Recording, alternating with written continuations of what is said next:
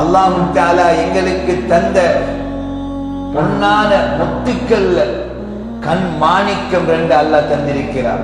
அல்லாஹ் தந்த ஒவ்வொன்றும் ஒவ்வொரு நீமத்துக்கள். அல்லாஹ் அருள்மறையிலே சொல்லி காட்டுகின்றான், எங்களை பார்த்து கேட்கின்றான், சகோதரர்களே, யா அய்யுஹல் இன்சானு மா வர்ரக பிரப்பிகல் கரீம். ஓ மனிதா, ஏன் நீ என்னை மறந்து வாழ்கிறாய்? மனிதா, ஏன் நீ என்னை மறந்து வாழ்கிறாய்? அல்லதீ ஹலகக ஃபஸவ்வாக ஃபஅதலக். உன்னை எவ்வளவு அழகாக படைத்திருக்கிறேன், உன்னை எவ்வளவு அழகாக படைத்திருக்கிறேன். அல்லாஹ் தஆலா கேட்கிறார், அல்லதீ ஹலகக ஃபஸவ்வாக ஃபஅதலக் ஃபீ ஐயி சூரத்தின் மா ஷாஅ ரக்கபக். உனக்கு எவ்வளவு அழகான ஒரு தோற்றத்தை தந்திருக்கிறேன் மனிதா, எவ்வளவு அழகான ஒரு தோற்றத்தை தந்திருக்கிறேன். கொஞ்சம் யோசித்து பாருங்கள் சகோதரர்களே, எவ்வளவு பெரிய கோடீஸ்வரராக இருந்தாலும் சரி, எவ்வளவு பெரிய பணக்காரராக இருந்தாலும் சரி, உலகத்தில் இருக்கிற 1000 லட்சம் டாக்டர்ஸ்மார்களை ஒன்று சேர்த்து என்ற மகன் இப்படித்தான் பிறக்கணும், என்ற மகனுக்கு நிறம் இப்படித்தான் வரணும், என்ற மகண்ட மூக்கு இப்படித்தான் வரணும், என்ற மகண்ட கண் இப்படித்தான் வரணும், முகம் இப்படித்தான் வரணும், காது இப்படித்தான் வரணும் என்று சொல்லி படைக்க முடியுமா? தோற்றம் எடுக்க முடியுமா? எவ்வளவு பெரிய கோடீஸ்வரராக இருந்தாலும் சரி, அல்லாஹ் தார தோற்றத்தை தவிர வேறெந்த தோற்றத்தையும் யாரும் ஏற்படுத்த முடியாது. நமக்கு ஒரு தோற்றத்தை தந்திருக்கிறார். நீங்கள் கண்ணாடியில போய் உங்களோட முகத்தை பார்க்கிறீர்கள், உங்களோட முகம் உங்களுக்கு அழகுதான், உங்களோட முகத்தை பார்த்து ரசிக்கிறீர்களே சகோதரர்களே. அல்லாஹ் கேட்கிறார், உனக்கு எவ்வளவு அழகான ஒரு தோற்றத்தை தந்திருக்கிறேன் மனிதா, உன்னை எவ்வளவு அழகாக படைத்திருக்கிறேன், நீ ஏன் எனக்கு மாறு செய்கின்றாய்? சகோதரர்களே, பெரியவர்களே, வீதியால நம்ம போகக்குள்ள கண்ணுக்குள்ள கொஞ்சமாக தூசி பட்டாலே எங்களால் அது தாங்க முடியாது. கண்ணுக்குள் சிறிய ஏதாவது பூச்சிக்கள் அடித்தாலே எங்களால் தாங்க முடியவில்லை. கண்களே இல்லாமலாகிவிட்டால் எங்களுடைய நிலைமை என்ன? அல்லாஹ் பாதுகாக்க வேண்டும். கண்களை அல்லாஹ் எடுத்துட்டான் என்றால் எங்களுடைய நிலைமை என்ன? கொஞ்சம் யோசிச்சு பாருங்கள்.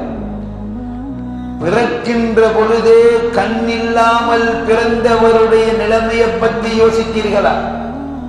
ஒரு மனிதர் பிறக்கக்குள்ளேயே கண் இல்லாமல் பிறக்கின்றார், அவரை பற்றி யோசித்து பாருங்கள். அவர் எவ்வளவு கஷ்டப்படுவார். அவருக்கு இந்த உம்மா என்றால் யார்? இந்த உலகம் எப்படி இருக்கும்? என் மனைவி எப்படி இருப்பார்? என் பிள்ளைகள் எப்படி இருப்பார்கள்? எவ்வளவு கஷ்டப்படுவார். அப்படியான ஒரு கண் மாணிக்கங்களை அல்லாஹ் எமக்கு தந்திருக்கின்றார். வாலிபர்களே, இளைஞர்களே, அல்லாஹ்வை பயந்து கொள்ளுங்கள். அந்த கண் மாணிக்கங்களை பாதுகாத்துக் கொள்ளுங்கள். கண் மாணிக்கங்களை நலவுக்கு செலவு செய்யுங்கள். ஏன் பார்க்கின்றோம், சவுதியிலே ஒரு வாலிபன், 18 வயது நிரம்பிய ஒரு வாலிபன், இரவு நேரத்தில் எந்நேரமும் போனை பார்த்துட்டு இருப்பான, கெட்ட கெட்ட காரியங்களை பார்த்து கொண்டிருப்பாரா. ஒரு நாள் இரவு நேரம் அவர் கெட்ட கெட்ட காரியங்களை பார்த்து கொண்டிருக்கிறார். அப்படியே மலக்குல் மௌத் இஸ்ராபீல் அலைஹிஸ்ஸலாம் வந்து உயிரை கைப்பற்றிட்டாங்க. காலையில உம்மாவும் அப்பாவும் எழுப்பி பார்க்கிறாங்க, மகன் மௌத்தாக இருக்கிறார். ஆனா அவர் பார்த்த காட்சி அப்படியே போல இருக்குது, மகன் மௌத். சகோதரர்களை, அல்லாஹ் பாதுகாக்க வேண்டும். என்ன நிலைமை? இப்படியான ஒரு நிலைமை யாருக்காவது வந்து விட்டால், ஏன்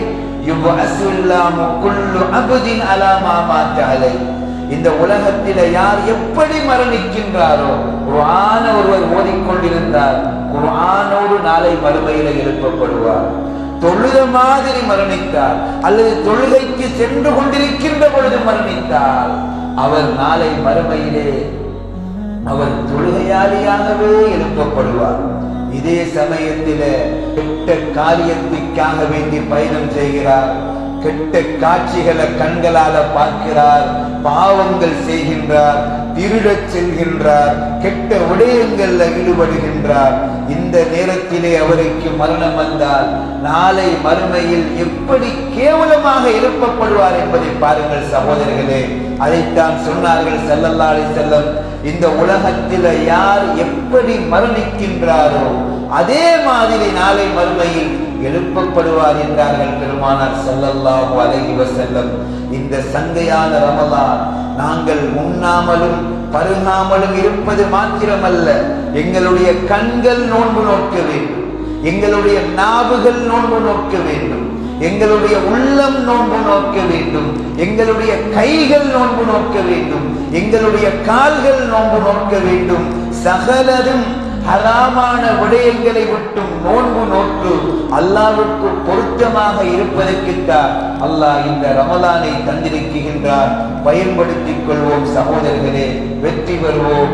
நாளை மறுமையில் நோன்பாளிகளுக்கென்று ஒரு வாசல் இருக்கின்றது, அதுல யாரும் நுழைய மாட்டார்கள். ஸல்லல்லாஹு அலைஹி சொன்னார்கள், ரையான் என்று சுவனத்து வாசல் இருக்கிறது, வேற யாராவது அந்த வாசலுக்கு வந்தா மலக்குமார்கள் சொல்வார்களா, இங்க நீங்க வர வேண்டாம், இது நோன்பாளிகளுக்குரிய வாசல், நீங்க வேற வாசலுக்கு போகும், நோன்பாளிகள் எழும்புங்கள் என்று சொல்லி நோன்பாளிகள் மாத்திரம்தான் அந்த வாசலால் செல்வார்கள் என்று கண்மணி நபிகள் நாயகம் ஸல்லல்லாஹு அலைஹி வஸல்லம் அவர்கள் சொல்லி காட்டினார்கள். புகாரியிலே இந்த ஹதீஸ் இடம்பெறுகிறது. அந்த அடிப்படையிலே சகோதரர்களே, இந்த ரமலானை பயன்படுத்தி சாலிஹீன்களாக நல்லடியார்களாக ஆகுவதற்கு எல்லாம் வல்ல ரப்பல் ஆலமீன் எம் அனைவர்களுக்கும் அருள் பாலிப்பானாக. வாஹிரு தஅவானா அல்ஹம்துலில்லாஹி ரப்பில் ஆலமீன்.